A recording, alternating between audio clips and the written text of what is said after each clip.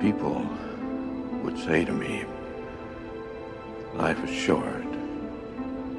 Kids, they grow up fast before you know it, it's over. I never listened.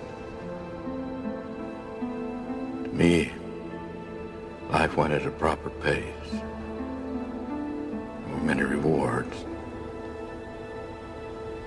Until the moment that I knew, I understood that I would never see you again. My little girl. And my life felt as if it had been the length of one breath. One heartbeat. I never knew how much I loved my daughter until I could never tell her. At that moment, I would have traded every medal, every commendation, every promotion for just one more second with you.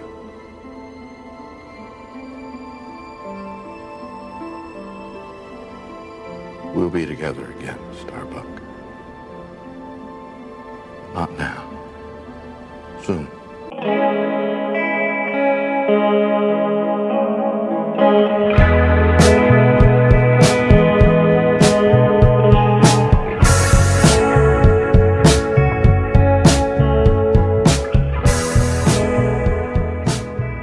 Hello and welcome to episode 35 of Most Unwanted. I'm Chex and I'm joined as ever by Luke. How are you today, Luke? I'm good, thanks. What's wrong with that? That was good. Was that a good intro? Yeah. Yeah, well, he was just drinking... Do you know what that is? That's practical effects right there. Audio practical effects. Of what? What was the effect of? Are you in space? I'm doing a podcast with you in space. I'm calling... I don't know where that joke's going.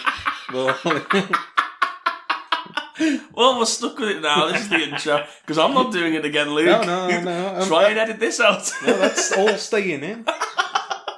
Right, this is an X-Files show where we talk about the X-Files. Yeah. We go through each episode, week by week, and as we go through, we review and analyse and break each episode down. And we're currently on midway through our season 2. Yeah. Or season 2 of the X-Files, should I say. Yeah. We'll start how we always start. How was your week, Luke? It's been not a bad week, to be fair. Ooh. I say week. It's been a while since we recorded last, isn't it? Yes, it is. We had to skip last week. Yes. But yeah, so in that time, I won't do the full rundown, but I went to Nottingham, as I mentioned before. Yes. Yes, that was the last episode. You told me you were going there. Yeah. How was that? I went to, it was really good. I didn't really see much of Nottingham, to be honest. Okay. We pretty much went from the train station to the actual venue, which is Warhammer World. That's the name. It's not it's not a theme park or anything. It's just like a big hall that looks like a castle. And then it has a bar that's a dwarf bar. So there's like anvils and axes and stuff on the wall. Yeah. I'm not selling it to you. Who's this nerd? But yeah, it was good. I'm not going to do the full rundown. That's on my other podcast, which you can listen to. And here we go. All good podcast outlets. What's the podcast called, Luke? It's called Brothers Grimdark. I forgot then. Yeah. The Unforgettable Brothers Grimdark. The Unforgettable. The Irreputable Brothers Grimdark. What else have I done? We're talking of that podcast, actually. I've been recording that with Dean today. So I've been seeing the family and playing some games with Dean. We also did pick up some of our Christmas shopping because loyal listeners will not know, which is a weird way to say it, that we do our own sort of fake Christmas, we call it, in early December. We do, yes. So every we started it last year. Yeah. So it's this is their first annual.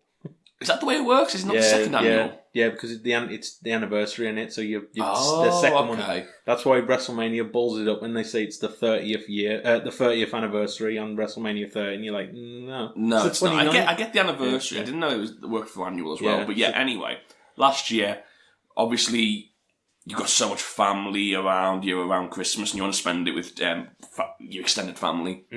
So we decided that we're going to have a separate Christmas day, a couple of weeks before Christmas, where we get together with our other halves, our partners, and we basically just fake Christmas, which is hence the name. Yeah. It's always fun. We have a little gift We exchange. pretend it's Christmas, but it's actually the 8th of December. That's when we'll be doing it, yeah. We're dating our podcast here. We're going to be having a little tipple. Yeah. We're going to have some nice food, which last year we hosted. This year you're hosting, so... Yeah. So it's like come dine with me. It is, yeah. We did rate you when we left as well. Oh, what did you give us good remarks? Well, it was a 5, I'm not going to lie. No, I'm joking. Is there an American version of Come Dine With Me? There's got to be in there. It Surely. seems like a pretty universal concept. Yeah. Is it I know that in this country there's dinner date as well as something like that, so maybe that's a version in America, I don't know. Tell you what, if you live in America, listeners, and come dine with me, which we found out recently is most of our listener base. Yes, we've got a good follow. We've got a good following. That's it, in America. Which means we should probably learn a lot more about it. Nah, that's part of our charm. Winging it. But anyway, God, you are derailing me, this podcast. Come Dine With Me is a show about where you just go round, 4 people go round each other's houses and they all have like a little dinner party. Yeah. Is there anything like that in America? Yeah. That's what I want to know. It's televised. Yeah, it's got to be televised, obviously. No, it's not just, you don't just do it at people's houses. That's called just dinner dates. It's just a dinner party, yeah. But it's basically a televised dinner party and you rate each other with big cards. I mean, that's not necessary, but it's part of the charm. It has to be big cards. They rate each other with big cards that say like 6. Or with a really sassy narrator. Yeah. That's a big part of it. Yeah, that's probably the best bit. Yeah. When somebody does something like... There was one I watched the other day where they decided to do... You know that sushi thing where they get a naked person and they serve the sushi off? Oh, yeah. They did I that. can't imagine doing Apparently, that. they rated it low because the guy was really sweaty. Oh. And they were like, I don't want sweaty sushi. I can't imagine that ever being enjoyable. No, I don't. I can just get a plate. What's the fascination with it's eating going to be off so the person? awkward. Yeah. What would you do? Also, do I want to go down this alley? Carry on. What would you do with like the sensitive areas? Like, do you leave those till last? Well, or do you just go for it and just reveal those straight away? Depends where you are, I suppose. What do you mean? Like, if you were in, like, if this was some kind of, like, strip club kind of thing, then... You don't have sushi in a strip club, Luke. I'm sure I've seen it somewhere on the telly, where, like, yeah. I mean, yeah. You wouldn't touch sushi in a strip club. It's not a nice place as it is, never mind eating sushi there as well. No. Yeah. I don't know. Do you want to talk about X-Files? Yeah, we got Stuart Little chat. No, we've been derailed enough. I sound like the way I scratched my head then and asked about Stuart Little sounded like I was on a calm down. Stuart Little chat. I need my fix. It was actually on TV the other day. We was going to watch it. Yeah. It was on. Yeah, it was on Channel 4. We don't need to go down this alley. On with the show. Oh, sorry. I just needed that last one breath before we carry on. No, we don't need to. On with the show.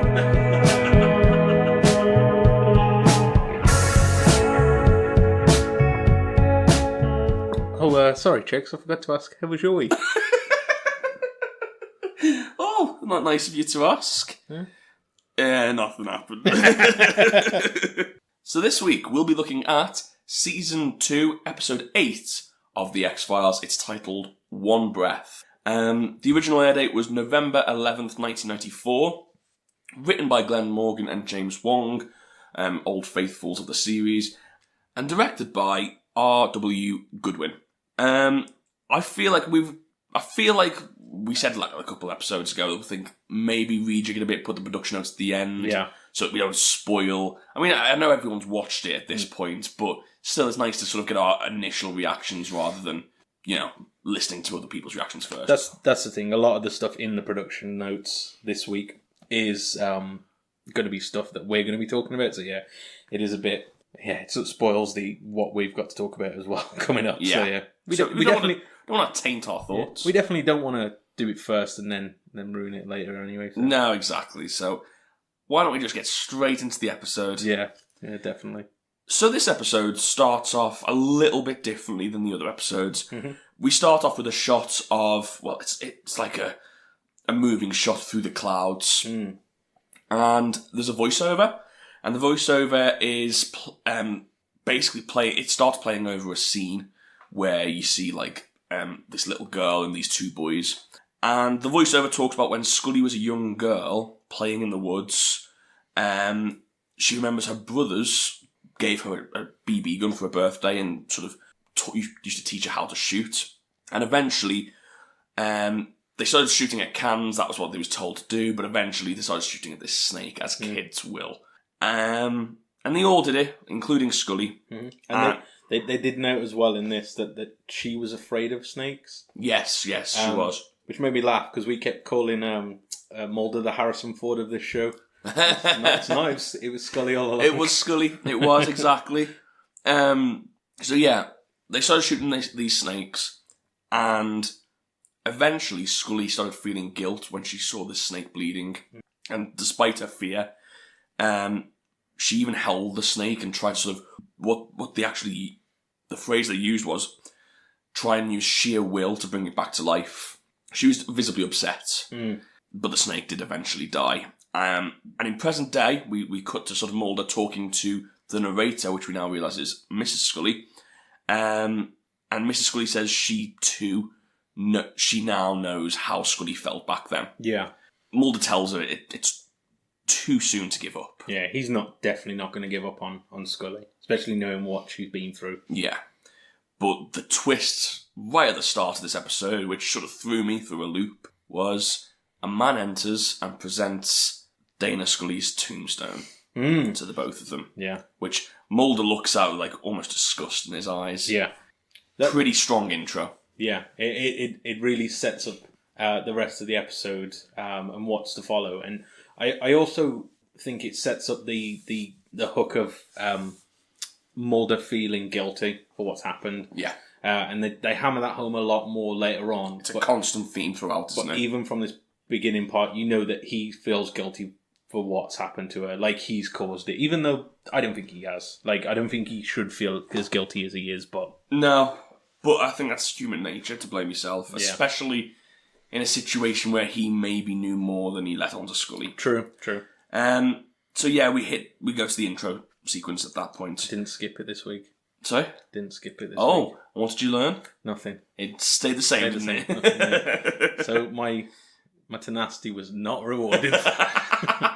Skipping it next week. Who do you think that guy is? You know, the guy that you see screaming and his face starts getting warped in the intro. Who's that guy? That's my favourite bit of the intro. Yeah, I like that. That's a good point. What's your favourite bit of the intro? We've not talked about the intro that much. I think we did in the first episode. Should we have a conversation on the intro? I just think pick your favourite bit from the intro.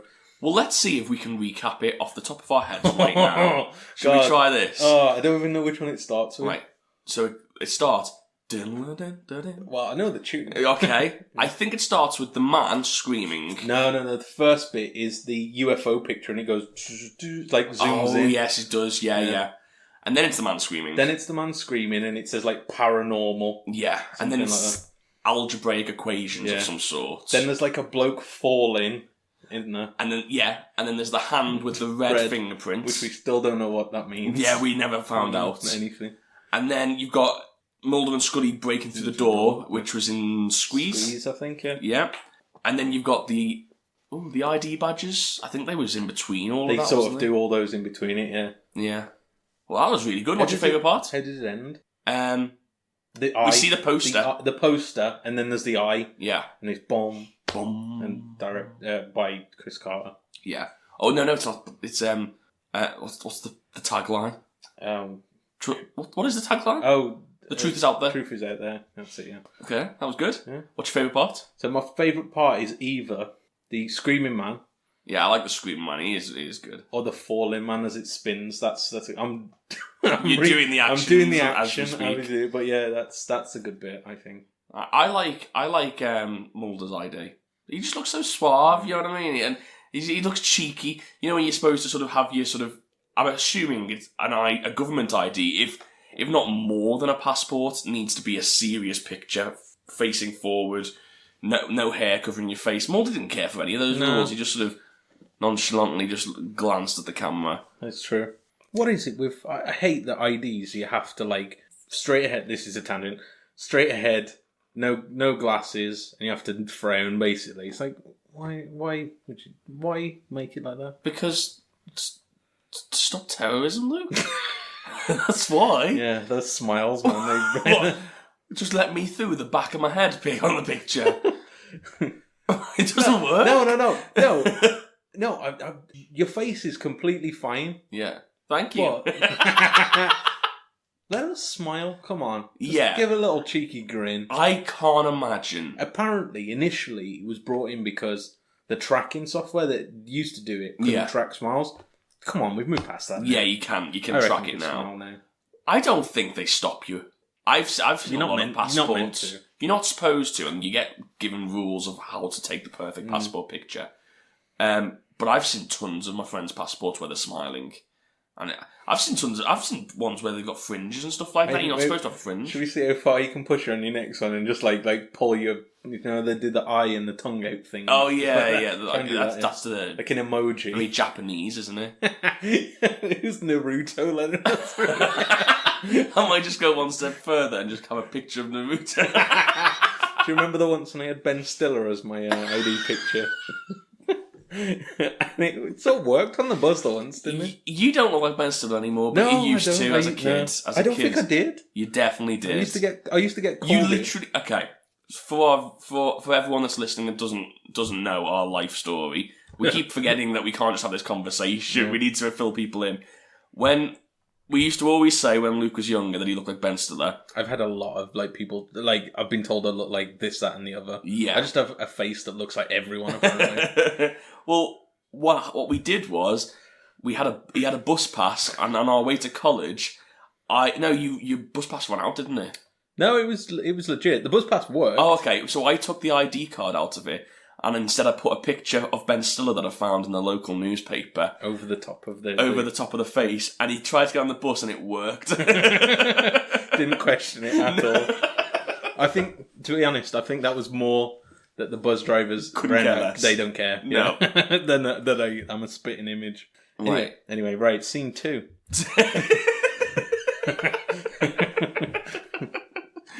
So we come out of the intro and... We're in Mulder's office in the FBI headquarters in Washington, D.C., which isn't the state of Washington. Yeah.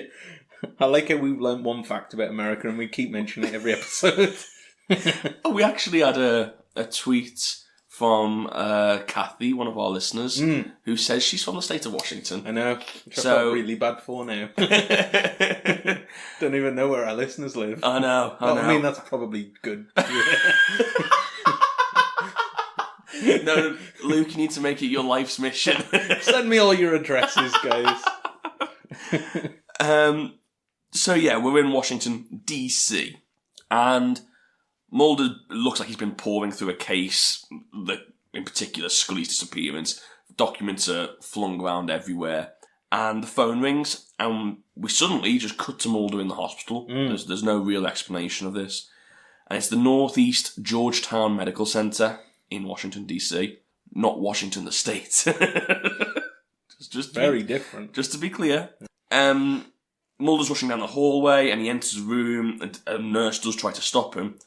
But he carries on anyway, and Scully is found lay on this bed, and she's unconscious. She looks absolutely battered. It looks awful, doesn't it? She's got bandages on her face. She's attached to this sort of breathing apparatus, which is like... I've never seen this apparatus before, like the balloon. I have seen it. I can't...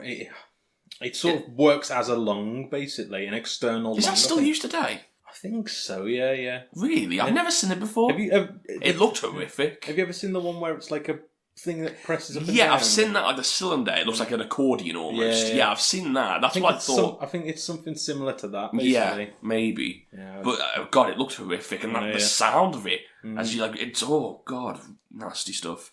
Mrs. Scully's already there. Dana's mother. I keep referring to her as Dana in this episode just to try and differentiate between the two. When there's 3 Scullys Yeah. Case you've got to you've kind of So got to Scully said to Scully, and then Scully retorted something very funny. So yeah, she's already there by her side, and Mulder begins angrily asking the nurse, how did she get there? Because, let's not forget, she's just turned up out of nowhere, like no one knew where she was, and all of a sudden, she's just here, and she's looks horrendous. Yeah. He's obviously suspicious of who's brought her here. Yeah, and he's furious as well. Like, He this is is. the maddest I've ever seen him. Well, he doesn't have any idea what's going on. No. The nurse points him towards the doctor. Mulder goes straight to him, asks if she was brought in by paramedics, the government, the military, and he accuses the doctor of actually being one of them. And so the nurses start pulling him out of there, and he tells them that he finds out what happened. He's basically saying, if I find out that you've done anything, he starts making empty threats, basically. But like, I'm going to do this, I'm going to do that, I'm going to find out, and he gets dragged outside. And we cut to later that day. And they're all sat down, everything's calmed down, and Mulder, Mrs. Scully, and they're sat with the doctor. And the doctor tells them that she's in a critical comatose state, and informs her that no one at the hospital knows how she got there. She just appeared, which I found incredible. Yeah. Like, what, did she just turn up on the reception? Like, don't all hospitals have cameras? You would think so, but I get the feeling like whoever's brought her in has like erased the footage, and because they can't find it or something, they just saying we don't know. Yeah, I suppose. Yeah. But the problem is this lack of information is impairing his ability to diagnose. Yeah, he doesn't know how long she's been in this state, and therefore can't really give her an accurate sort of perception of her health. Yeah.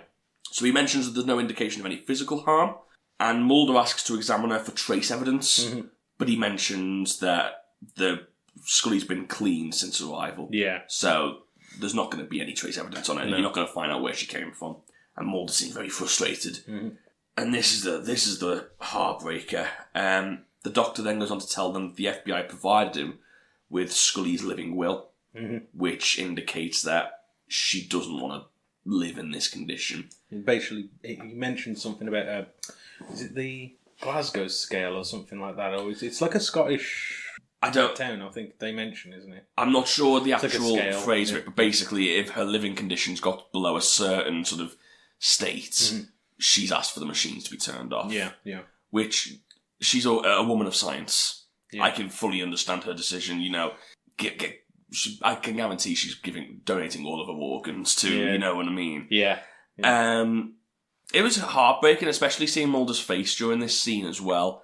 But one thing that did stick out to me was, I'd love to know who sent this information to the hospital, because it was very quick for the FBI to send this information. Yeah, she's just turned up, but yet they can get the will over to her straight away. It wouldn't be your first priority. Surely it would be to investigate. Yeah. Which makes me think, is this cigarette smoking man's doing? Do you know what I mean? Like, if it was them that took her, have they just handed her back and said, right, there you go, and by the way, she also wants this, because it would stop, she also wants to be killed. Yeah. Because it would stop Mulder from looking for her, but it also gets rid of the problem with Scully. Yeah, I feel like, I know what you mean.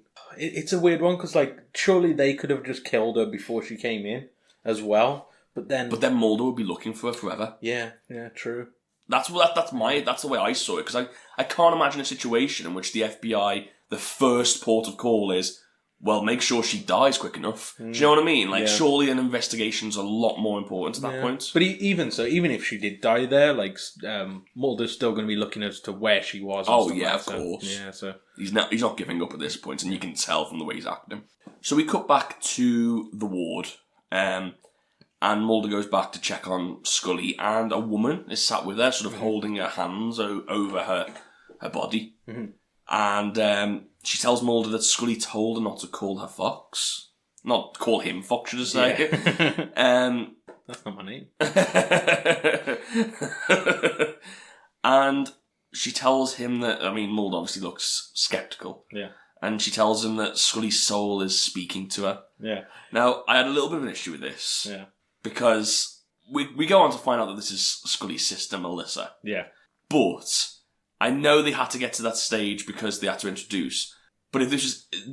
the way Mulder would usually react to this is to tell her to get out. Do you know what I mean? Like, if it was a random woman next to her, telling her that her soul's speaking to him. Crystal over her. Yeah, he wouldn't have put up with it, would he? I just felt like Scully's sister is more Mulder's type. She believes in souls and spirits out there. Yeah. So I was like, she'd be a crack with him on the adventures, you know what I mean? Yeah, I know what you mean. It actually made me think that there might be some more about, like, more... We might see more from her, should I say. Yeah. In the future. Because there is a lot of this where they set up this sort of psychic storyline. And I do think it's quite interesting that it doesn't really get played out. Yeah. Not in this episode, not too much anyway. So I wonder whether we'll see more from her in the future. There's definitely something at the end of the episode, which I think you'll probably know what I'm talking about. Yes. That I was like, is that going to come back in future? I don't know. Like, we'll see. We'll get to that bit anyway. Get to it. So yeah, Mrs. Scully arrives, and we do find out at this point that it's Melissa, Scully's sister. And Melissa continues to hold her hands over Scully and tells them that Scully is deciding whether to move on or not. And she holds Mulder's hands and tells him to feel her soul too, puts his hand over her body. And the camera zooms in on Scully's face and then cuts to like this, what I described as a dreamlike sequence. Yeah, that's what it felt like, yeah. The way it's filmed as well, with like a soft like thing around the edge. Yeah, it's got that sort of soft edge. And I think what it's meant to be is inside Scully's head or soul or something like that. Do you know what I mean? But Mulder, in this sequence, Mulder and Melissa are on a dock and they're watching a boat, and Scully is sat in the boat out in this lake, and the boat is tethered to the dock by like this rope. And Mulder snaps out of it, dismisses Melissa's tactics, and ends up just leaving. And this sequence is a huge part of this episode. Yeah. What was your initial thoughts on the sequence? I really like this sequence because like the symbolic nature of her being on the boat, like being tethered to it, with her friends and family out of reach, like that she can see them and she can like see what they're doing. Yeah, it feels very much like the stuff that you do hear people say, like who've come out of comas, and they say they get all the input like stimulus, but they can't process it properly, so it sort of changed into a weird like sort of fantasy, you know what I mean? Yeah. But yeah, I've got someone else to talk about in that, but I'll bring that up afterwards because it's a bit of a tangent. Okay, no, fair enough. I mean, yeah, I had much the same opinions. I thought it was subtle enough that it didn't sort of railroad you into this opinion, but you could tell what it was trying to do. With the whole boat being tethered to the dock, that she was. It's almost like a state of limbo. Yeah, definitely. Just quickly. Oh yeah, carry on. So I was talking about that them externalizing or like internalizing, the external stuff that they get. Have you ever like heard stories from people who have been in a coma, have come out of it? On TV, I suppose. Bits and bobs, never personal. I read again. It's from Reddit, so it could very well be absolute crap. Yeah. But there was an Ask Reddit, and it was about people who have been in a coma. What was it like, and what happened afterwards? And there was one that I read that it was either someone trying to write a horror film or some kind of like thriller, or they went through the most harrowing thing I've ever heard in my life. Basically, they got like run over by a car. They were single, like a single guy got run over by a car, went into a coma and was in it for about 6 months or something like that. And while he was in this coma, in his head, his life carried on. He woke up like in hospital after the car accident, went about the rest of his life, met a woman, fell in love with the woman, got married, had kids with the woman, lived for, in his head, 30 years as a family. And then apparently one day he was sat there watching something on TV and started looking at a lamp.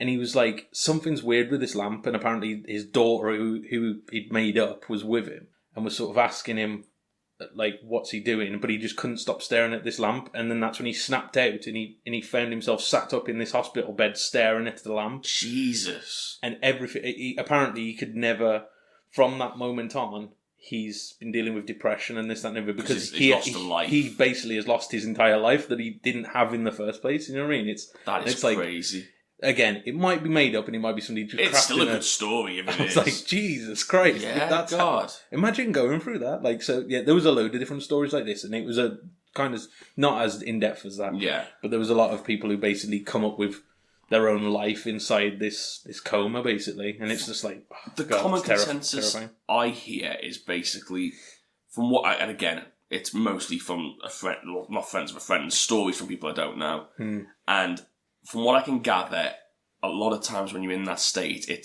you're very aware of what's going on around you. It's just you physically can't react to it, so you can hear loved ones and whoever's visiting you, and you know what's going on. But you just can't wake up. Yeah. So, and it comes to play later on in this episode as well when Mulder chooses to go to Scully. Yeah. So it is interesting, but we'll get to that. Yeah. I just thought it was an interesting thing to bring up at this point because of what she's sort of seen in there. It is quite interesting. Like these stories that you hear about I always think it's really interesting. The brain and what it can do. Yeah, it is fascinating because it's one of those things that not many people get to experience, and it is fascinating. It's the same fascination I have with people you hear about people who die for 3 or 4 minutes. Yeah, and they've come back. Yeah, and I'd love to know what that's like. There was an Ask Reddit about that. That's even scarier. I don't even want to know, honestly. Yeah. Crazy. Yeah.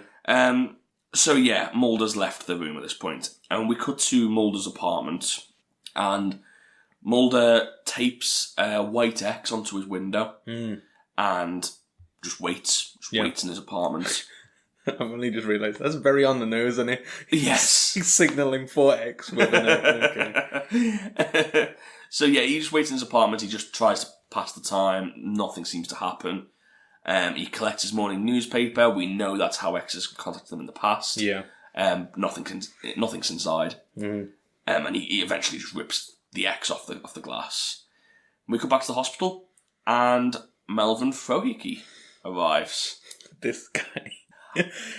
Go on, what are your thoughts? 'Cause I've got thoughts here. His attire is amazing. It is amazing. Just the way he was dressed up, and he looked genuinely concerned. I honestly think he was. Yeah. Which, don't forget, this is the same guy that when he first met Scully called her hot, called her tasty. Yeah.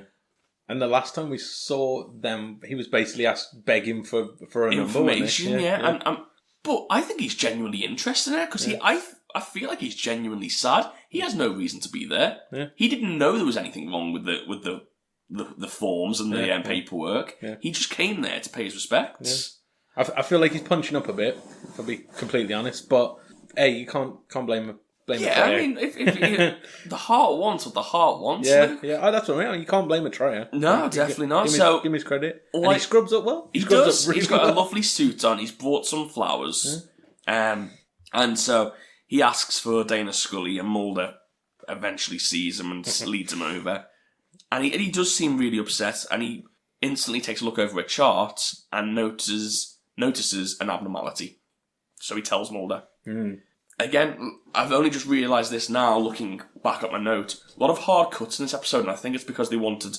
A lot of time has to pass in this episode. Yeah. So they don't linger on any details. It's just bang, straight onto the next sequence, which, we go straight into the Lone Gunman's base. They're back. It's good to see them again. I do like seeing these guys. Twice in a series, we're blessed. I think they're really interesting characters, to be honest. Yeah, well, you say that. They're really interesting to watch. What they say they're planning for their big night out, I wouldn't invite them to any parties. It's got to be said. So we've got Byers. We're focusing on Byers, and he thanks Frohike for sneaking out the charts, and it seems both of them went straight there to discuss what they found. Doesn't seem like much time has passed. So he thanks him for taking out the charts, and he says This made me laugh. He says, "Oh, it's okay. I just took them down my pants." Yeah. I was like, "Oh, it's back to normal." And Mulder replies, "Oh, there's plenty of room down there." Oh, Mulder. Yeah. You can't shame a man like that. He's not in his best suit. I know, Oh. So, Byers notes that there's an abnormal protein change in their blood, and tells them he sent Scully's medical records to a hacking genius, who is the newest member of the Lone Gunman, the Thinker. Interesting. We don't really learn anything about the Thinker. Not in this episode, no. No, but maybe he'll come into play. I get the feeling they'll be back. Especially in their TV spin-off. I'd imagine he's in there. Yeah, definitely. He's definitely going to be there. Again, I imagine he's going to play the sort of the guy in the chair role. Yeah. The guy that gives them all the information so that them three can go off and do whatever they do. Have adventures. Yeah, exactly. The Thinker reports back the protein chains are a byproduct of branched DNA, which essentially is cutting edge of genetic engineering and technology 50 years down the line. It's so far advanced from anything they have nowadays. Yeah.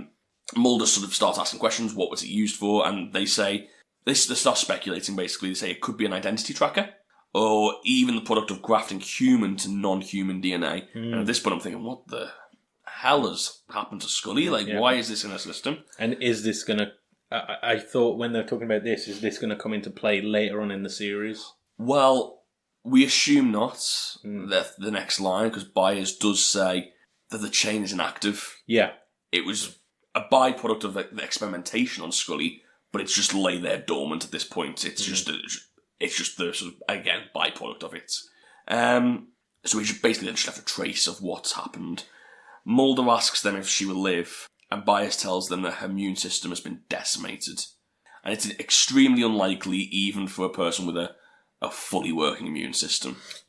I sense some hesitation on Byers when he says this. Like, he's quite forthcoming usually with information. Like, he's happy to tell anyone his theories and stuff, but you could tell even he's got the tact that he doesn't want to tell Mulder this. Like, that he basically thinks that she's going to die. So yeah, it shows they do have a human side. You know they do, yeah, and we've not really got to see that side of them so far. A bit of a tangent. Mm-hmm. Where do you think the respect angle comes in between these? Because you get the feeling throughout that these guys are more aware of the paranormal anomalies around them than Mulder is. They're more switched on, because Mulder does go to them for a lot of his information. But I almost feel like in the conversations between them, them three all look up to him.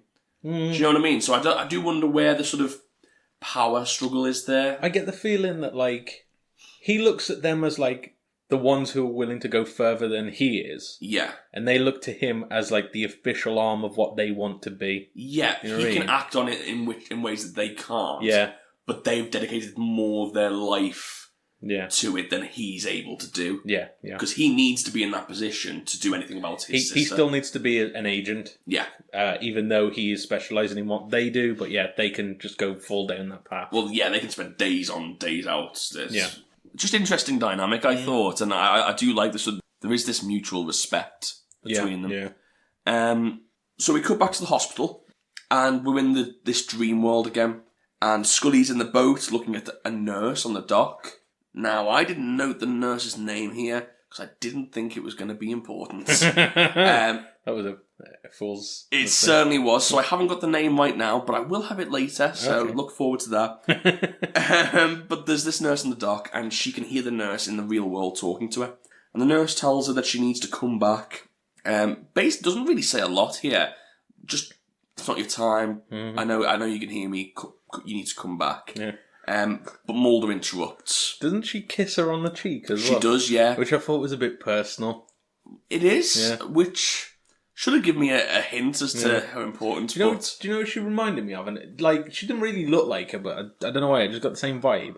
Do you know what's it called? One Flew Over the Cuckoo's Nest. Yes. The bad guy in that, basically. Do you know the woman who? Yeah, the Jobsworth. Yeah, the one who like sort of puts them all down. What's her name now? I can't remember her name now. No, I can't. But yeah, she reminded me of her. She's nothing like her at all. And even in look, she didn't look nothing like her. But I don't know why, I just got this vibe from her. Yeah, it's like the old school nurse, isn't it? Like sort of almost like wartime. Like it was the way she was dressed as well. Yeah, I know what you're saying. But yeah, Mulder interrupts her and she leaves really promptly. Then a nurse comes to take a blood sample and Mulder notices a man in a suit. Now, immediately you know this guy's an agent. Yeah. He just looks over all sort of casually. Oh, hello. Yeah. And I don't understand how he didn't twig. Stop wearing suits, lads. Yeah. Stop wearing suits. The giveaway, Just wear a hoodie. Or like a Disneyland shirt. Yeah. No one would suspect you. Mulder's literally looking for guys in black suits. Wear a blue one. Like, I don't understand why those they're secret agents. That's a good point, actually. Like, come on, it's so. You're the only other guy in the ward. Like, just blend in a bit. Do you reckon like real spies do? Like, because you always see James Bond turns up everywhere in like a tuxedo. Tuxedo, yeah. And like the dead giveaway. Whereas like, do you reckon like real like MI6 agents like when they're in I don't know Paris? Barry. Oh God, Luke! I apologise to all our French listeners. But no, like when he's that is disgusting.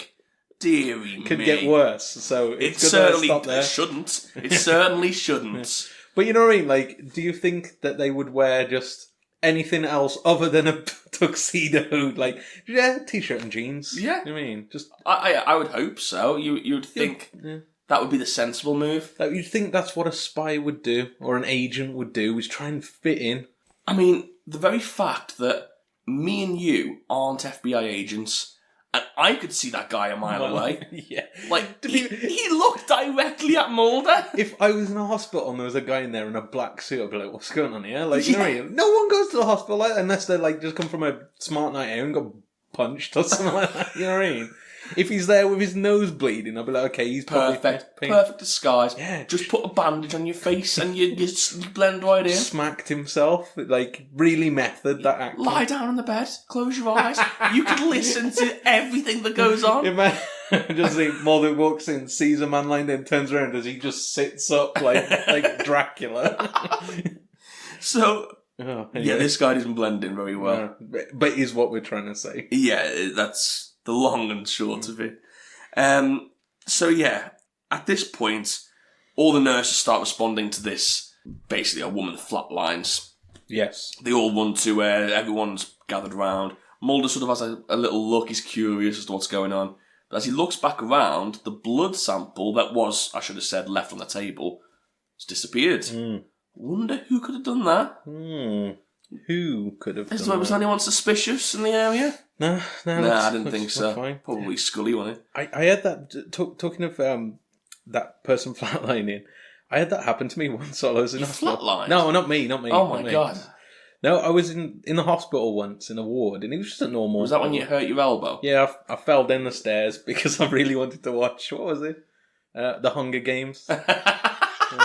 There was an advert on. I ran up to go to the toilet. I came back down, slipped, and elbow dropped the stairs, and it sort of like swole up. Yeah, it was huge. Your elbow was. But I was in the hospital, and I was put into just like what's it called, orthopedics? Is it where it's like bones? And yeah. I was put in that ward, and it was quite just normal people who just like have falls and stuff like that. But there was an old guy in the corner, and then like just I can't remember what day it was. It was like the second day of me being in there. I hear like a machine going off. All of our curtains go, and shitloads of doctors come running in. I'm like, what's going on? The guy just died there, and I was like, Jesus. I didn't know what. I've never like confronted this at all. Like, I'd never even been to a funeral before this, and then I was just literally sat there. I literally saw a bag going away, and I was like, oh my God. So, whilst yours just sat there. Yeah, I'm just sat there like, oh, my arm. Yeah, I felt bad. Oh my days. But it was a weird experience. I can imagine, yeah. Yeah, I'm laughing. It's not funny, but you know what I mean. Like, you deal with it. You have to laugh. You don't know how to handle it. Yeah. Ha ha. Laugh along with us, everyone. Yeah. Laugh at this guy's misfortune. Yeah. So yeah, when he notices it's gone missing, and then he looks for the man in the suit, and he's obviously not there anymore. So Mulder gives chase. There's a little bit of a chase sequence. He tries to get on the lift. It's already too late. And he catches up with the guy in the car park. But he doesn't... He sees him in the car park. But then he gets tackled by none other than X. Yeah. He's there. And X is furious at this point. Even to the point where he's got a gun to Mulder's head. He says he's basically extremely irate. And he tells Mulder to forget about the man, and that his search for whoever did this to Scully should desist immediately. Mulder argues, but X tells him he got deep throat killed, and he's not going to let that happen to him. Yeah. And he goes on to tell Mulder that he's leading them right to them, as he's not supposed to know anything. So why would he be giving chase if he doesn't know anything? He says there's nothing he can do to bring Scully back, and that he has no idea. Mulder tells him, then if I don't have any idea, tell me what I need to know. And X tells him he used to be where Mulder is. He never used to know anything either. But the difference between him and Mulder is that he doesn't believe Mulder has the same heart he has. I felt like this was a gut punch to Mulder. Yeah, basically saying he's not good enough to be... Yeah. Or he's not got the willpower to be in this position. Which, obviously, this guy hasn't known Mulder that long. Yeah.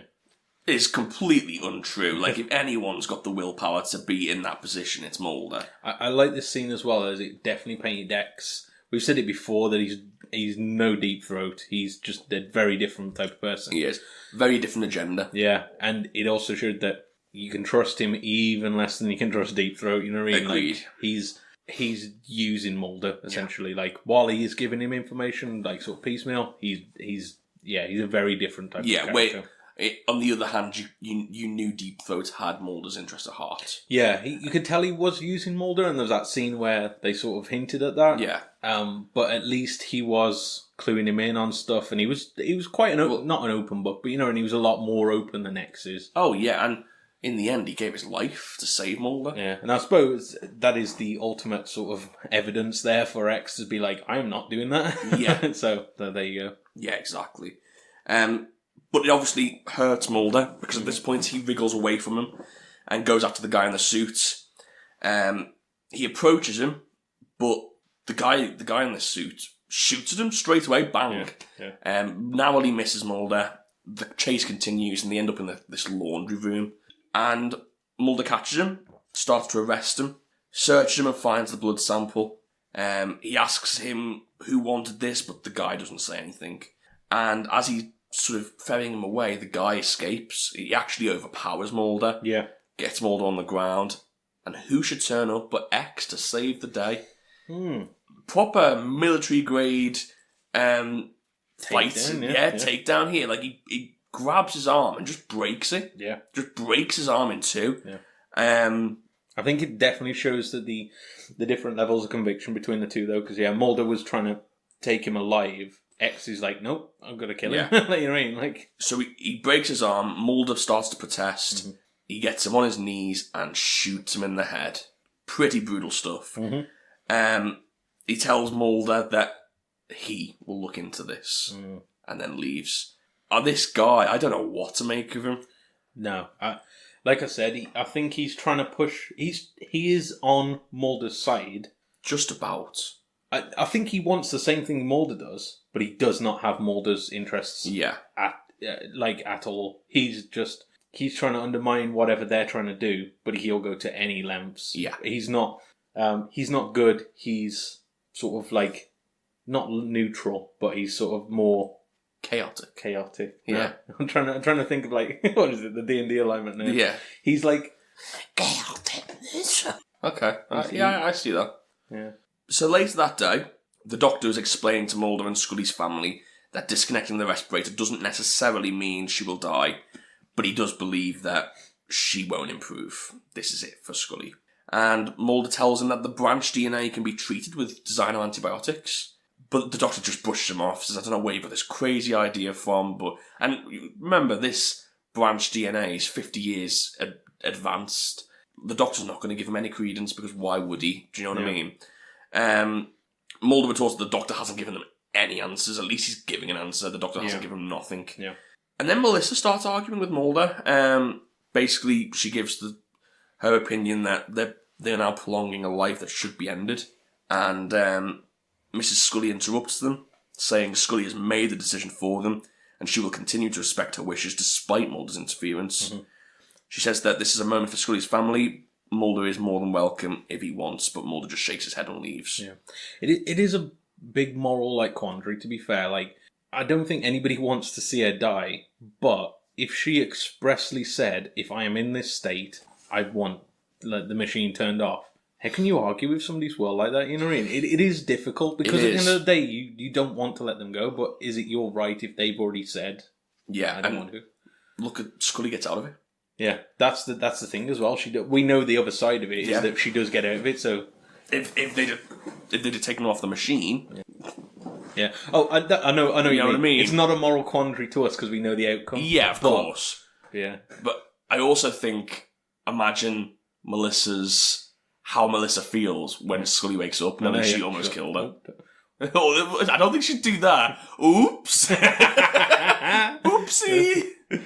This scene's finished off when we go back to Scully's, what I would call a dream world. And Scully's still in the boat, but the rope snaps and she just drifts away. Mm-hmm. So, at this... Are you laughing at people dying again, Luke? No, I was laughing at somebody. That's my new thing. Just laugh in the face of death. Well, it's a good attitude to have. Yeah, not people who are dying. Yeah, maybe work that way. not to them. Yeah, that's a bit mean. So yeah, I wondered whether she died at this point. Whether they're going to have to bring her back. Yeah. I don't know, because I thought that symbolism was when the line's cut, she moves on. That's it, she's drifting. But then again, I suppose she could always... She's still in a boat, like, she can still find her way back. I suppose the symbolism of her dying would be the boat sinking or something. Well, the thing is, that's her tether to the real world. Mm. The next sequence that we see of her isn't the real world. She's closer to death than she is the real world. Yeah. We'll get to it. We got to the FBI headquarters, and cigarette smoking man hands Skinner a file, tells him that if he's having trouble dealing with Mulder, he knows that they have no trouble dealing with him, so just basically the insinuation is, give him to us. He goes to light a cigarette. Skinner. Oh, I love Skinner. Yeah. Love him so much. Just gives a nods towards the sign. And this guy, oh, the sign, I should point out, says something to the effect of no smoke. Yeah, so please don't... Oh, yeah. Thank you for not smoking. You. That's it. Yeah, that's it. This guy lights up anyway, takes one drag, and then puts it out. Yeah. What an arsehole. Yeah. Not only is he wasting the cigarette... Well, he's not even doing it for his own benefit. He's literally just doing it to piss Skinner off. But I really like Skinner. I really like Skinner now. He's one of my favourite characters. I know, yeah. I like that in this episode, his character becomes so fully formed. Yeah. It's amazing. But in this bit, like, I love that he can't officially rebel against him. He can't do anything against him. But that little sign is his middle finger, essentially, to him. Yeah. So I loved it for that. But yeah, him smoking anyway just shows that really can't stop him. No. And how perfect is that? It's just a nice little nod to just to show the audience. This guy's not on the cigarette smoker's man's side. Yeah. Do you know what I mean? It doesn't have to be in your face. It's just a nice little nod, and the audience are well aware of what's going on now, that he is rebelling against him without actually rebelling. Yeah. So yeah, as I say, Skinner lights up and puts it out, and then he leaves. And almost immediately after, Mulder knocks and enters. Skinner tells him he's called him regarding an incident at the hospital, and Mulder says, "Oh, is this about the tooth found in the Jell-O at the canteen?" Yeah. I don't think it is, Mulder. No. I don't think it is. I don't think Skinner's happy about these games as well. Skinner asks if he was involved in the execution in the laundry room. And I was like, how the hell did he find out this? Like, apparently X was meant to cover it up, so he's done a great job, isn't he? Exactly. But they do go on to say that it wasn't in a report. It's not known. Skinner's obviously found out about this through cigarette smoking man. Yeah.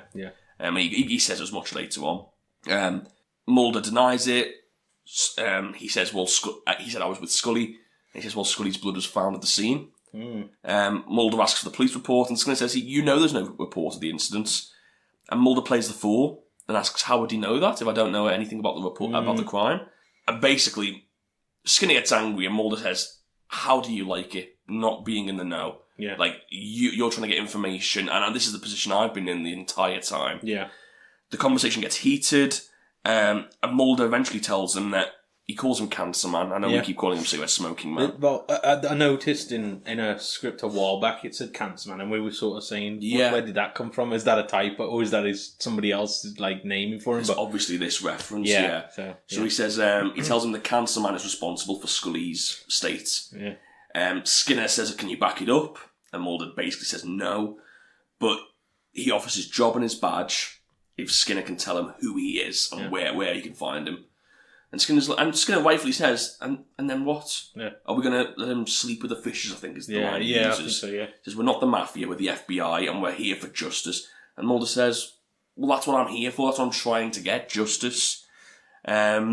I know I'm reading it sort of verbatim, but like this, I thought this sequence really deserved it. Yeah, there's a lot of dialogue in here, and it's sort of really important, especially to their two characters. Yeah, especially where it goes later on. Yeah, definitely.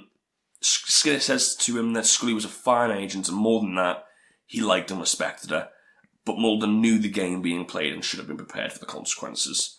And this was quite haunting. Mulder then says, well, what if he knew the consequences but never told her? And Skinner sort of sighs and takes a moment and says, well, then you're as much to blame as Cancerman. And this hits Mulder hard. Yeah, definitely. You can see it in his face. Yeah.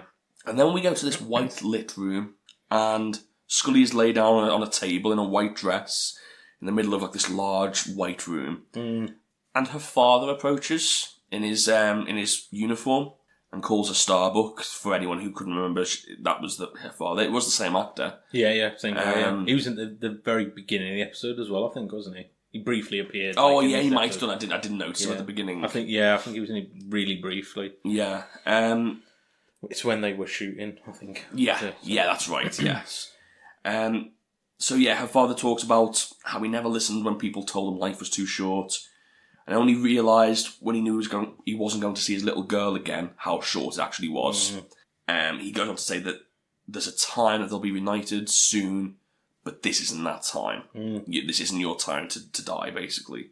And in the hospital, the nurse from before, Mrs. Owens... Oh, that was it, yeah. That was her name. Is telling Scully she knows death's at an arm's reach, but her time is not over. We now jump to the hospital canteen.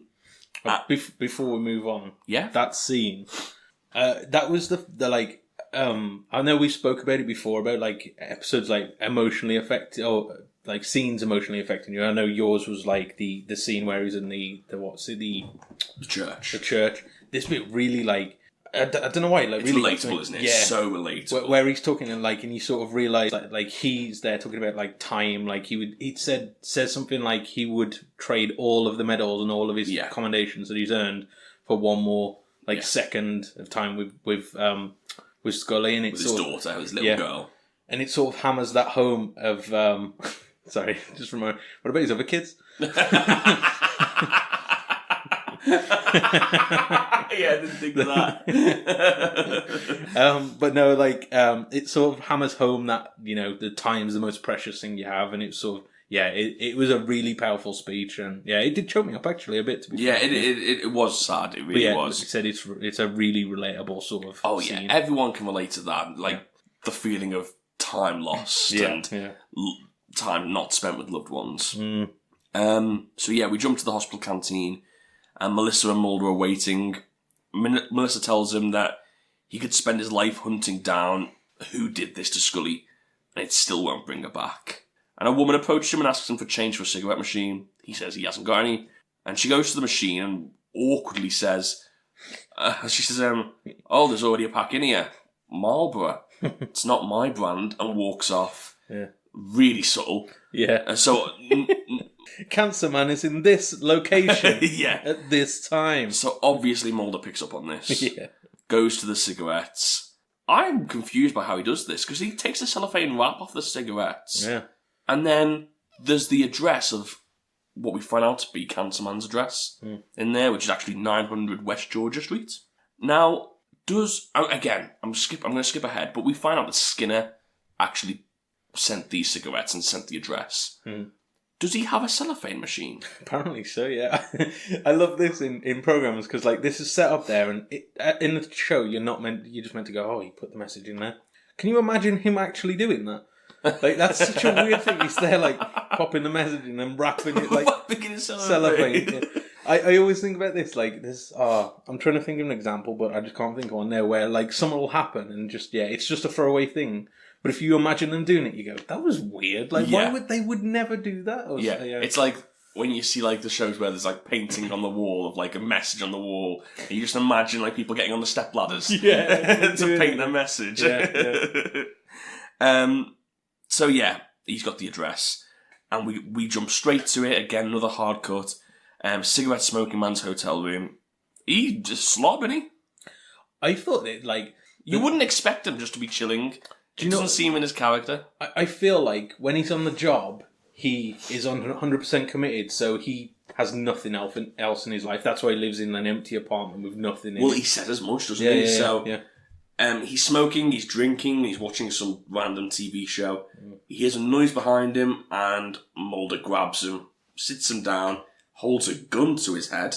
He's a little bit unhinged. But not enough to be in X's position. No. You know what I mean? Because if it was X and he had this location, he'd take the shot. He'd just probably kill him, Yeah, exactly. It's a nice comparison to this, because it's the exact same situation as before. Cancer Man asks, and I'm going to switch between the two because they reference him as Cancer Man. Cancer Man asks how he found him. Mulder tells him tonight he asks the questions and he's going to get some answers. And Mulder asks why her and not him.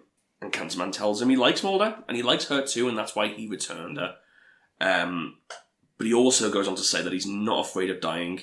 He's old and alone, but he's in the game because he's doing what he believes is right. And he tells him if people were to know the things he knew, the whole thing would fall apart. Which is something very similar to what Deep Throat said. You can definitely see the similarities, yeah. Which this scene made me really think about Cigarette Smoking Man as a character, because so far we've thought he's a nefarious, like, he's in league with whatever this conspiracy is. How much is he, like, sort of being led along? Is he as complicit as he says, or is he sort of got a gun to his back, basically? Well, not even just that. No, if he believes that he's doing the right thing, then why shouldn't he? That's the thing. It's making me question, like, him. Is there a good or bad side? Yeah. I understand what you're saying, yeah. There's a lot to sort of unpack from this. Like, it's sort of... We'll talk about it at the end of the episode, but, like, his character as well is one that becomes a lot more fleshed out by this. Yeah. Especially seeing him outside of what he's been... Yeah, exactly. Well, how often... I think we've said it multiple times on this podcast even. How often have we said the best villains are the heroes of their own stories? Yeah. They think they're doing the right thing. Because no one's evil for evil's sake. That's the thing. It's like a cartoon hero if they're like, I want to destroy the world because I'm a dick, basically. Yeah, exactly. There's no, like, reason to that. Whereas, like, somebody like Hans Gruber or something from, like, Die Hard, he's just criminal. You know what I mean? He's not evil. He's just... Well, I mean, he's for his own gains. He's just selfish, you know what I mean? Like, the best villains are people who have got, like, human sort of flaws and weaknesses of why they're in this situation. So, like, you always see, like, with hostage takers and stuff like this, they're always just, they've messed up. Yeah. And that's how they end up in this situation. Well, the best example I always give is one of my favourite Disney films, Hunchback of Notre Dame. Because Frollo, I think, is one of the best villains in all of Disney. And it's because he believes he's doing God's work. Yeah. He believes he's doing what's right for God. Yeah. And, like, even the things that he does that are a little bit nefarious, he almost acknowledges that it's a sin, but God gave him the ability to sin. I'm not going to go into Hunchback of Notre Dame, but that's a sort of an example of how he is in his own story a hero. I think that, like I said, summarising it, the best villains are those ones that you can relate to. So they definitely are, yeah. Going back to this sort of exchange, he says he's not afraid of dying, and he tells him if people were to know the things he knew, the whole thing would fall apart. And he goes on to say that he told Skinner that he shot the man in the laundry room, but he didn't believe it until he actually pulled a gun on him. And he says, I actually respect you more now, Mulder, that you've actually become a player in the game rather than just a sort of a bystander. He tells Mulder that you can kill him now, but he will never know the truth. And he knew how to tick Mulder off because immediately Mulder pulls the safety back on. Yeah. And Mulder hesitates, and Cancer Man tells him that this will be their little secret as he lights another cigarette, and basically that's a victory cigarette. Yeah. He's won that exchange. Yeah, because he knows now that, like, because he has the information, Mulder's not going to kill him. Never will. No. But he's not going to tell Mulder either, so he's got all the cards. Yeah. We cut to Mulder's office, and Mulder prints off a letter of resignation and signs it. Later that day, Mulder's packing his things from the office, and Skinner walks in. Now, this is a great scene. Yeah. This is what we were talking about earlier. Yeah, really good. Skinner rips up his resignation letter right in front of him. Says it's unacceptable. He says that it's only motivated by defeat and self-punishment. And Skinner tells him he goes on to tell a story of when he was 16. He enlisted into the Marines out of a belief that he was doing the right thing. Not because he was drafted in, because he wanted to be there. And he said 3 months into the tour, a young Vietnamese lad walks into the camp with grenades strapped to him. 10 years old, I think he said. It's his 10, yeah. And he ends up shooting him in the face. Yeah, he's quite graphic about how he describes it as well. Blew his head off is the words he used. And, I mean, you got to say he did what was right for the camp. Obviously, he couldn't let this kid come in and kill somebody, but he says himself that he lost faith not just in the army, not just in religion, but everything. Yeah. Nothing seemed worthwhile anymore. He then goes on to tell them about one night on patrol where they got caught and everyone fell. All of his, all the people that was with him died.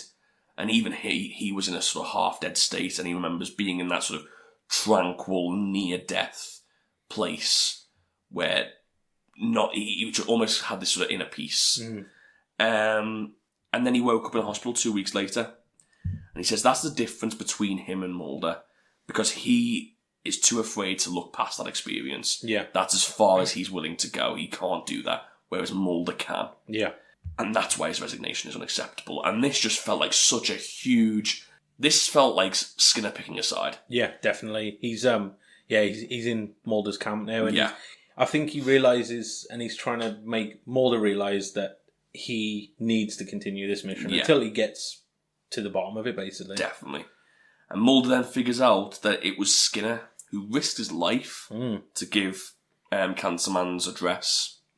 So, very interesting stuff, and I really did like this. And taken away from the story, what a performance. I know, yeah, that was really good, monologue from him. Yeah, really well performed, and you felt the sort of emotion from him, so... There's a few takeaways from this scene that I really liked. One was, we can understand his character more now from this, of him losing faith in sort of everything, as he says. Like, it sort of puts a perspective on what he's been, like why he's so stern, why he's so... He doesn't care. To him, not that he doesn't care, but he doesn't give a shit, basically. Like, to him, it's like he's doing his job and he doesn't care about people's thoughts, opinions and stuff like that. The line that he says at the end as well, where he was saying, when he said he risked his life for it, you put yourself in danger, and he said, every life, every day is in danger, that's just life. I was like, that's such a powerful statement to say. It's a more impactful live life to the full type thing, isn't it? But it's true. Like I said, him doing that is no more dangerous, I guess, than a guy walking down the street and not getting run over. I suppose. At the end of the day, exactly. All take danger in our own different ways. Also, the very last point, I'll let you carry on. We got his backstory wrong. A few weeks ago, we said that he was a kid who was against establishment and became into the establishment. Oh, yeah, we did, yeah. No, he was a Marine. Well, yeah, definitely wasn't against establishment. Very different, so... Oh, well, we can't win them all. Hey, let's guess Cigarette Smoking Man's backstory, then, because we'll get this one right. So, I think... Actually, you go first. I think he was bullied. Oh, yeah. As a kid. Yeah. I think he was bullied. I think he started hanging around with the wrong crowd because it's the only kids that would accept him. I think he thinks back often to the day when he was 11 and he had his first cigarettes. And I think he ended up in this cycle growing up where he was just on the outskirts, and so he fell into this role, worked his way up, but he never really felt part of it. And that's why he's now where he is. That's what I think. Yeah. What do you think? I was sort of... in my head, I didn't really have a backstory. No, go for it. Go for the craziest thing you can think of. No, I had an image of him as a kid. It's a black and white scene. Him in one of those striped shirts, as a 10-year-old. Okay. Just as an innocent child. And then something went wrong, and he's now seen things. I can't think of one of those pictures where so it's the kid, a proper old school picture, the kid, the mother and the father, and then the father just disappears. And it's what's happened? Yeah. Just everyone's sad in the picture all of a sudden. Yeah. Maybe the aliens have his family hostage. It's a bold... Well, I hope that's in your predictions for next season. I don't know if I'd put that one in there. I don't know if I have much faith in it. So, Mulder starts to leave the office. As he's leaving on the staircase, X jumps out on him, and he gives him a plane ticket. He tells him he can't tell Mulder why she was taken, but can give Mulder the man who took her. Yeah. He reveals that the conspirators believe Mulder will be out of town. Yeah. And that he has information in his apartment. This is what they'll believe, that he has information in his apartment, and that they will break into the apartment at precisely 8:17 p.m. Very interesting how he knows the exact time. X insists Mulder will be there waiting, armed and ready to defend himself with, quote, terminal intensity. It's a hell of a way to say killing someone, isn't it? Yeah. So he's just organised an ambush. Yeah. He's organised the guy who took Scully to his death. Yeah. He's give the kill order. Yeah. So we jump straight to it. Again, really quick cut. Mulder's apartment. It's late. It's dark. Mulder sat there with a gun. He's ready to kill the person who took Scully. And you can understand why, but I didn't think he'd ever go that far. That's the thing. He's sacrificing everything. Everything. Even his morals for the truth. Yeah. To try and find the truth. Well, not just for the truth. I think it's a bit of revenge Well, yeah, for what yeah. he did to Scully, because Scully at this point is about to die. Yeah. There's a knock on the door, and it's Melissa. Thank God he didn't shoot. I Imagine thought if he that. shot straight away. I Bang! thought that. So, I guess somebody who's going to raid your apartment's not going to knock 3 times. yeah, twice, so exactly, yeah. she's lucky. She relays to Mulder that Scully is weakening and basically encourages him to visit her. Yeah. And they argue for a while as Mulder sort of mocks her for her psychic ability claim. I thought at this point, I was like, Mulder, you can't really be. No, like, I know, yeah. Of all the people judging. So she leaves angry at him, and he goes back to where he was sat with the gun waiting. But we cut to the hospital, and Mulder shows up at Scully's bedside, and you can see how much this is, and I can completely get this, but you can see how much this has taken for Mulder, because what he's done it now is, he's given up everything for Scully. Yeah. So he did the right thing in the end, yeah, because he gave up everything one way, and then completely reversed it, all for Scully's sake. I'm so glad you seen walk through that door, because this is the right thing. You know what I mean? Like, for morally anyway, it is the right thing. Maybe he doesn't find out who attacked her, but it doesn't matter when somebody's dying. Yeah. You know what I mean? At the end of the day. Talking about getting a tear in your eye, this line brought a tear to my eye. He takes a hand and says he feels that Scully isn't ready to leave. He doesn't know that being there will help, but he's here. Oh my God. I'm tearing up thinking about it. It's such a lovely sentiment. It was the next bit that got me. Yeah, and then next day, Mulder goes back to his apartment. It's been destroyed. Obviously, these people have come in searching for this figment of X's imagination. And he leans against the wall and just cries, just sobs his heart out. Yeah. It's just got. He realises that he's missed out on that, but he misses Scully. You could just see it's everything piled on top of him at this point. At this point, in his head, he's lost everything. He's lost the people who were going to take Scully. In his head, he's lost Scully, or he's losing Scully. So yeah, he's just lost so much. Yeah. So yeah, you can understand his emotion. Yeah. Good job we get a nice scene next. Oh yeah. Because in Scully's dream world, she's in a hospital gown and she's lying in bed and she's in a forest. But all of a sudden, the scene fades back to the hospital ward, and a nurse looks straight at her. It's a POV point of view, isn't it? Yeah. Looks straight at the camera and calls for Dr. Daly as Scully has awoken. At Mulder's apartment, he's sat in the dark as the phone rings. He answers, and that smile. Oh, that lovely Mulder smile. He's got something to hold on to. He rushes to the hospital, greeted instantly by Mrs. Scully, who's already there with Dana Scully, and says, "Hello, Fox."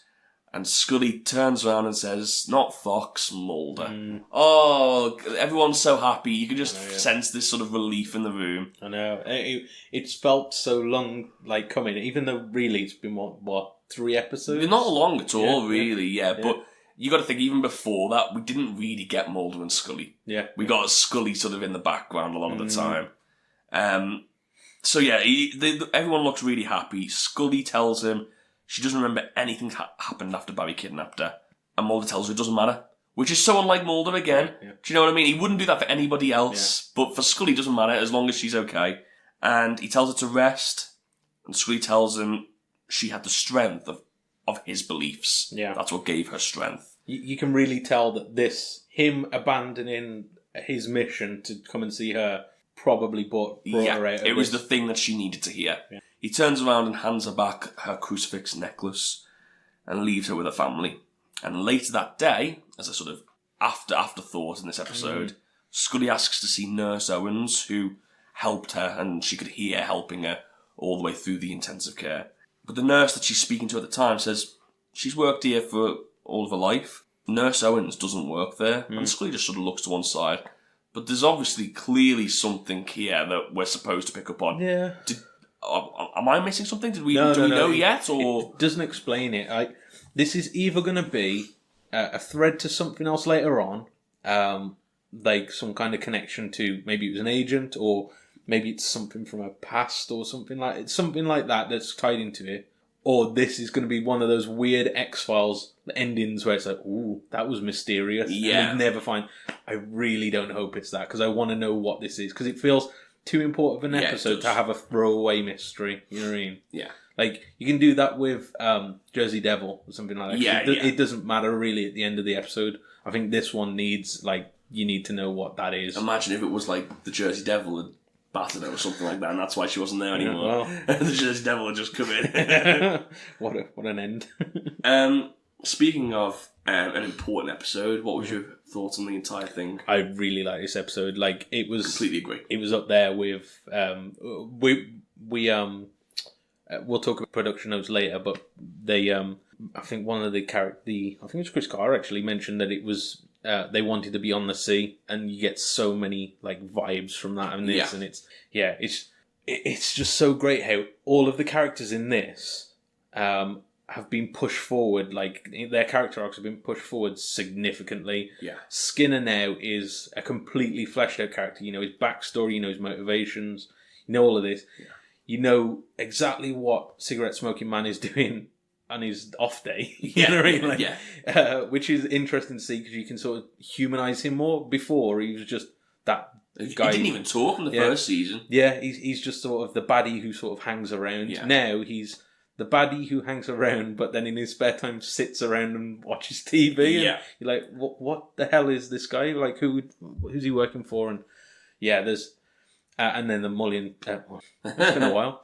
The Mulder and Scully sort of relationship it's just really concrete now at this point. Stronger than it's been ever been, really, hasn't it? Exactly. Yeah, I'd love to bring something new to the table, but I completely agree with all your points. Sorry. No, it's fine. I mean, it was just such a lovely episode, and like you said, it was nice for Mulder to have that episode, because I you know what? I don't think anyone does Broken Man like David Duchovny. No, he does it so well. That's the thing. That part where he goes back to his apartment and collapses. He's just absolutely shattered at this point, and it's just it's amazing. It's the next scene, that smile, where it's just you get everything from that. If I watched that scene without knowing anything else of what's happening in the episode, I could tell this was a devastated man who had been given a glint of hope. Yeah. Because he's perfect. What a great performance from him, and again, great performance from Skinner as well. Just thoroughly enjoyed the episode. Yeah, definitely. Shall we? Talking of production notes earlier, shall we get onto them? Well, yeah, we can get into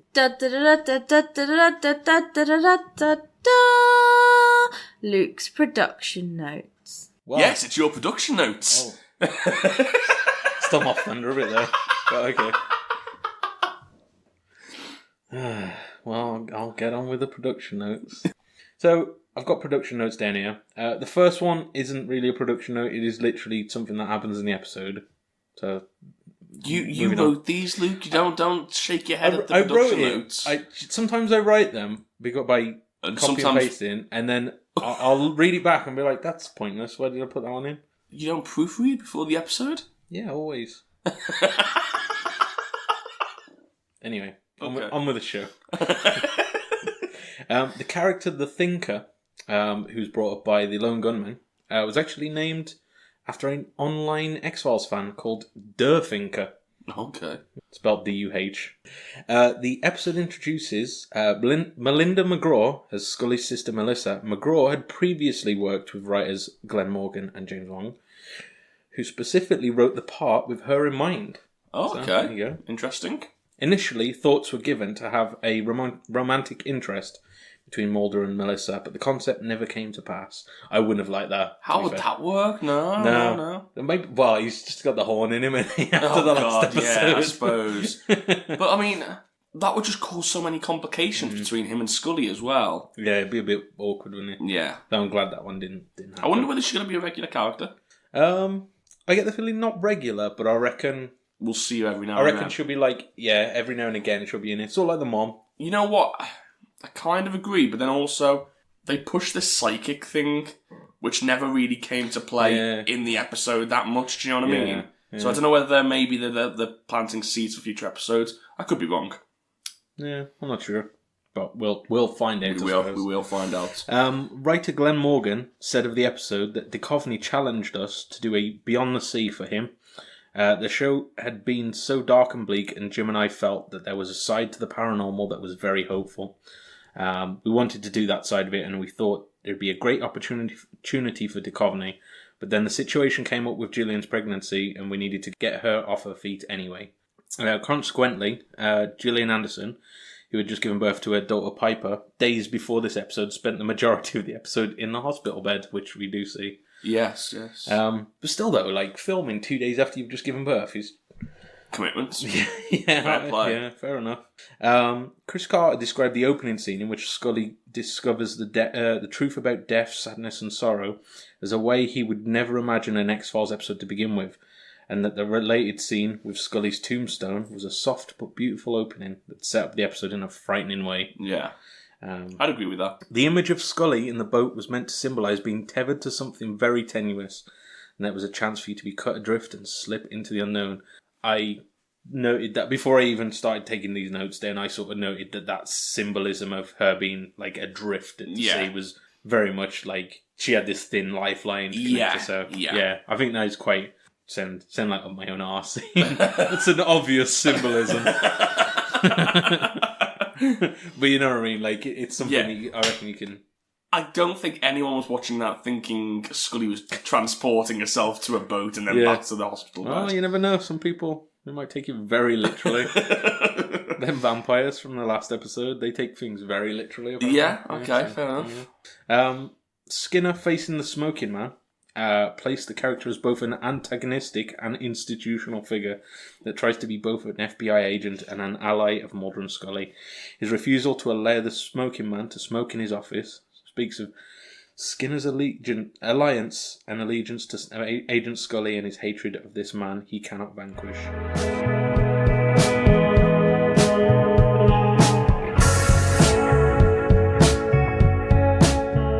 So before we end this episode for another week, why not get into some feedback that we've had over the last couple of weeks? I know we missed a week, so we've got a little bit of feedback to catch up on. Yeah. So I think we'll just choose a selection of tweets, and we'll just run through a few that we've got over the last couple of weeks. I think if we don't read yours out, don't feel discouraged. Yeah. We will. We'll get round to it. It's just the last that we've had a couple of weeks. We read every one of your tweets. And we always reply to everybody. So, and we're thankful or for we try anything. and reply to everybody. So yeah. So I'll start off with it's in response to our episode on the X-Files episode Ascension. And it's from Kathy. She said, fun episode. Nice job contrasting the timeless story with the aspects of life that have changed since 1994. Like paying $11 for groceries with a check. Or being able to watch Ascension immediately instead of waiting for it to be continued next week. Yeah. So I do like that sort of how different it is watching it now. Because you can imagine it being very different having to wait a week in between those episodes. She did also, she did also send another tweet in saying that she found it very funny that you saw the Simpsons episode before Dwayne Barry. Yeah. And she said... She mentioned how odd it must have been without knowing that reference. I only wanted to bring that up because we've decided in a couple of weeks' time, I think we've mentioned it in the podcast before, but we're going to review the Simpsons episode as a little special Christmas episode. Yeah, our release schedule works out on Wednesday, so the Wednesday around Christmas falls on Boxing Day. So over here it does. Yeah. Oh, everywhere it does. Yeah, of course it does. Yeah, I don't think America has Boxing Day as such. I don't know. But yeah, I think Canada does. Around Christmas. Yeah, anyway. So, yeah, we'll be, instead of the usual episode that week, we'll be reviewing the Simpsons episode featuring X-Files characters. Mm-hmm. So we're really looking forward to that. So that should be a lot of fun to record. Yeah, I'm really looking I saw a clip of it the other day. I was watching Simpsons clips. And it was funny. It was great because it was funny. And also now I'm like, oh, there's cigarette smoking man. Before, I was just like, it's just a guy, like a creepy looking guy. Now it fits with it. So, but yeah, I'm really looking forward to it. That should be a lot of fun. So look forward to that. Have you got any feedback for us? Yeah. So we had a tweet from Ray, and in response to our episode on, I keep saying our episode on 3, the episode title 3. She says, "Thank you. This episode is popular to the fans because maybe because it is convoluted, which I agree, or maybe because Mulder slept with a girl that's not Scully." Yeah, I had a few issues with that. No, that's true. Still, I like this episode, and it has a certain look and mood to it. And like Luke, I think Mulder is just too lonely and looking for comfort. Yeah, I can definitely see that side of things, and that's what, again, you said the same thing last week. Last episode. So yeah, I definitely see that side of things, but it just felt so out of character for me. It really did. We'll finish off with one more tweet from Twitter handle 8.6 Light Years. And she just got a little fun trivia for us that the movie shown at Club Tepes in the last episode, which was Trinity, is a 1931 German movie about a serial killer, which I thought was quite interesting. She also did send a link for us to have a look at. And she also mentioned that she's actually from Germany, so she had an unfair advantage of this one. That's how she knew about it. I love this when people let us know where they're from, because it's so weird hearing where people from all around the world are listening to this. Yeah, it's so strange. I find it I find it amazing. I really do, it's because brilliant. Yeah, it's just such a nice. It's a nice feeling that here we are, and like knowing that people, I don't know, hundreds, thousands of miles away, or however long it is, are sat there listening to our show, and it feels really good that we've got such a far reach. Well, we had a look at the numbers. We've got most of our listener base is in America, which is not surprising. I suppose it's an American TV show. Oh yeah, of course. But also we've got people who listening from, as said, Germany, Australia, Portugal. Yeah. Where was the others? There was a few others. Mexico, yeah. Again, it's you just don't expect it. I expected 2 people that I know to listen to, and that's about it. Us. To have people from all around the world listening to it, and on a regular basis as well. It's just absolutely crazy. We can't thank everyone who listens to the show enough. Honestly, it does mean the world to us. And I know we ask this every couple of episodes, but if you could just take a few moments just to leave a review, give us a 5-star rating, it really helps us get up onto the into the charts so other people like yourselves could find this podcast and enjoy it with us. Or if you think anyone would be interested in this, or they say, oh, do you know what? I really want to watch the X-Files, and you go, well, I've got a great companion piece for you. Exactly, and it just builds this community that we've got started. And honestly, it really helps if you could just give us a few minutes of your time. I know it's a pain, but it really does help us. As always, get in touch with the show. I'm sure you know how to do it by now. MostUnwantedPodcast@gmail.com, or find us on all social media. Just type in Most Unwanted Podcast and we're the first results. I feel like Twitter's our most popular in terms of getting back feedback to us at the moment. I've been thinking about just getting rid of our Facebook, I don't like Facebook anymore. No, neither do I. It's uncool. Yeah. Twitter is uncool, and we've got about 20 likes on it. So it's just really Well, no one uses it. Yeah, that's so I'm almost thinking about just getting rid of it. Let's be with the cool crowd and just stick with Twitter and Instagram. Twitter, Instagram, or hey, want to keep it old school? Send us an email. Or add us on Bebo. That's very niche. I don't even think that left the UK, did it? MySpace, that one's more... Yeah, fair enough. A live journal. MySpace, yeah. Right, so I think that's it for this week. Next week we will be discussing. Oh, do you remember Firewalker? Firewalker, that's the one. So I'm looking forward to that. It's heating up in here, guys. I'll just cut that bit. Nope. Goodbye.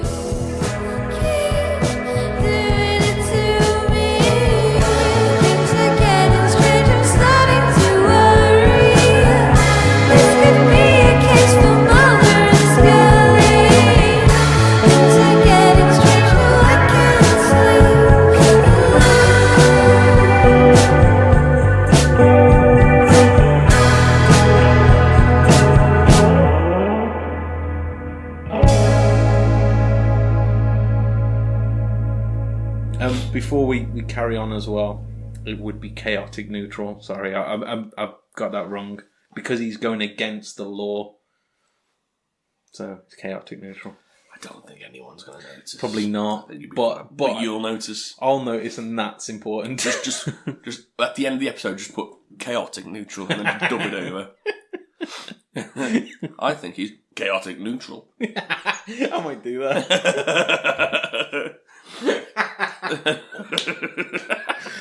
That was a bit weird. Don't ever explain it. Just make it weirder. That was I think chaotic neutral. Like, if we're talking about the D&D alignment, I think he is a robot. Oh, sorry. Well, that's the one I'm going to use. Makes no sense. No, cut all this bit out. My headphones are messed up. Oh man, that is definitely happening now. Because the problem is, you hear that, what do? You rewind it and listen to it again. What's going on here?